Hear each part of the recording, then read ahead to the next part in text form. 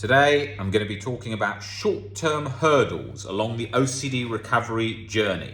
Now, you're going to be met with many short-term hurdles, and your mind is looking to create short-term mental barriers at all times. So let's take, for example, reading the books on the reading list.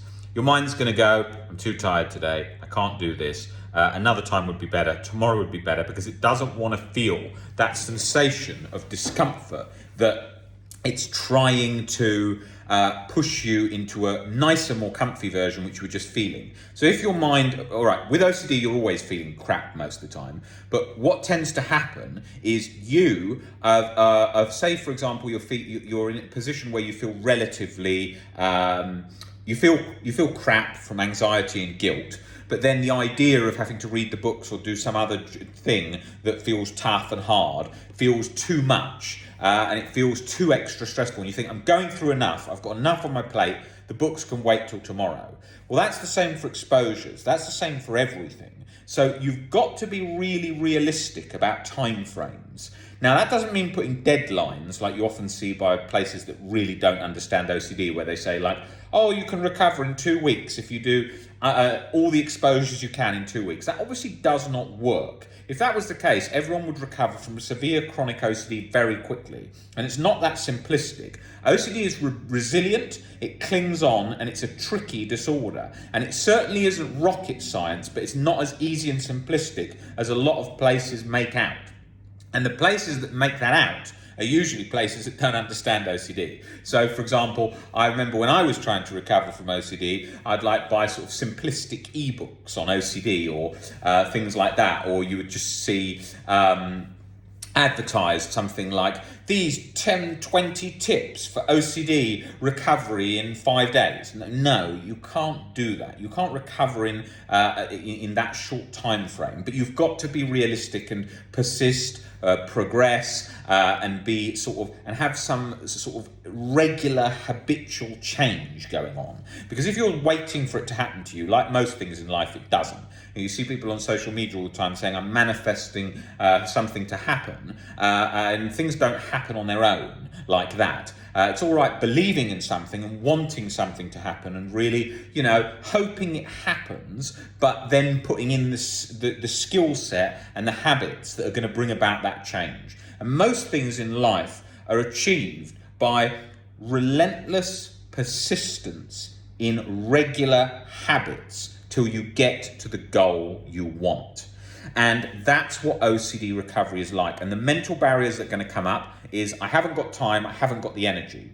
And you are going to usually put that off constantly because of those reasons. And also you're going to get ahead of yourself and you're going to think, 1 minute, the OCD recovery journey comes with many false dawns. So you'll think, oh, I've just recovered, or I've done it, cracked it now, and then feel really disheartened when you go back to feeling bad again. And that's the same with most things in life. It's like people who are just starting out building a business or just starting out in a particular sport, and then they start doing well and they feel really ahead of themselves. Oh my God, I'm invincible or whatever. And then that usually comes with a hard crash landing.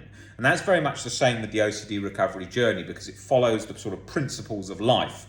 And you'll find that you're going to have to look at the many mental barriers that come across, which are going to be things like putting things off time, putting things off too difficult. How many people come into me that refuse to do the exposures month after month? Many people do. And I know the reason why, because they're finding it very difficult and they're finding it feels sort of overwhelming. But the reason it's feeling overwhelming is because you need to show the brain that there is nothing to worry about. And it doesn't usually back down till that point. And what happens is you can't just keep doing smaller and smaller exposures, because you'll get to a point where with a hierarchy, you need to take a bit of a leap. And the next small one and the next small one takes too long. And so therefore you need to take a bit of a leap and feel that discomfort. That's how OCD recovery journeys go.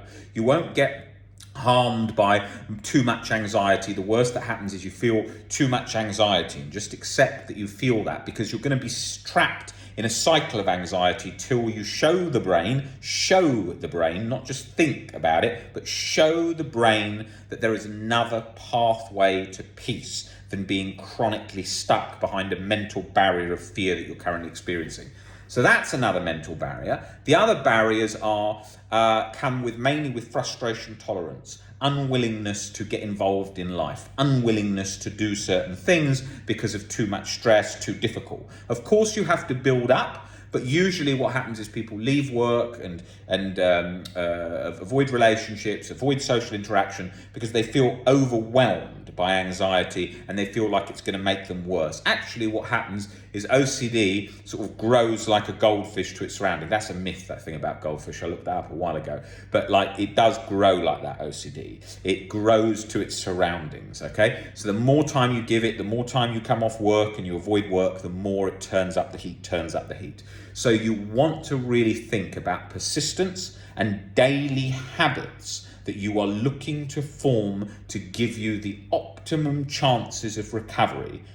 Everyone can recover, but it takes looking and dissecting the core fears and the catastrophized thinking that's leading to the fused-like anxiety and guilt state you are experiencing 24/7 as your baseline default setting.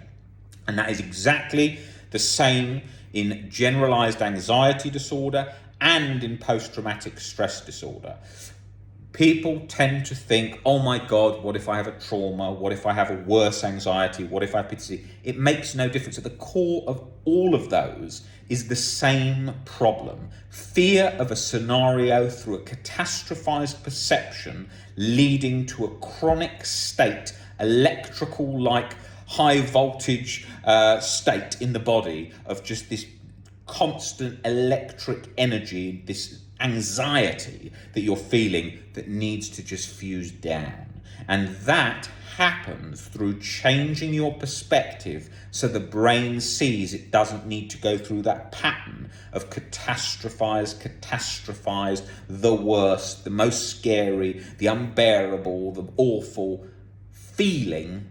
Perception leads to feeling of high anxiety comes down to a baseline default setting of calm.